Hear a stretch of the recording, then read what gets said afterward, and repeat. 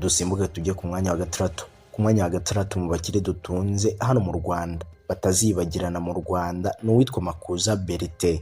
Uyu yavutse mu 1948 atabaruka 2016.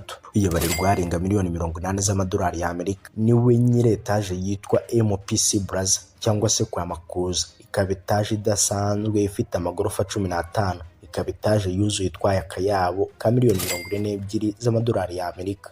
Gusa nyuma umuryango we waje kugurisha iyi nyubako. Makuza Bertin ni nawe nyiri gutangiza Rwanda Foam, matora twese tuzi yamamaye mu Rwanda ndetse no mu mahanga. Ku mwanya wa gatanu turasanga umushoramari ukomeye cyane mu Rwanda ndetse no muri Uganda.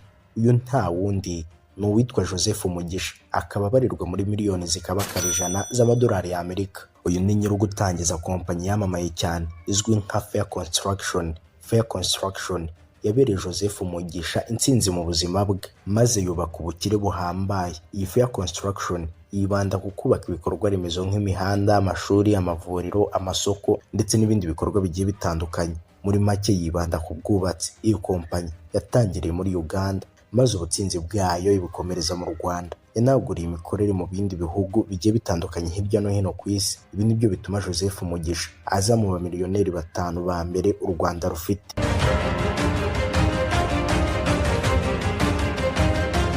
Ku mwanya wa kane turasanga Robert Bafakurera, abarirwa ari hejuru ya miliyoni 100 z'amadolari y'Amerika. Yigeze kuyobora PSF, urugaga rw'abikorera mu Rwanda. Ishoramari rye rishingiye ku bukerarugendo, ubucuruzi, ubwikorezi ndetse no gushora imari mu mabuye y'agaciro. Aha kandi wanamenya ko Robert Bafakurera ari we nyiri hoteli Ubumwe Grand Hotel. Ni nawe kandi waguze UTC, yari inyubako ya Rujugiro. Aha kandi hari Harland Hotel iri Nyarutarama, nayo ni ya Robert Bafakurera. Aha kandi hari Global Group, ikigo gitwara amakamyo ya FAW, nacyo ni icya Robert Bafakurera. Aha kandi nanone ishoramari rye rigaragara mu buhinzi, gucuruza icyayi, ubucuruzi bw'umuceri ndetse n'amavuta yo guteka ndetse no gushora imari mu mabuye y'agaciro.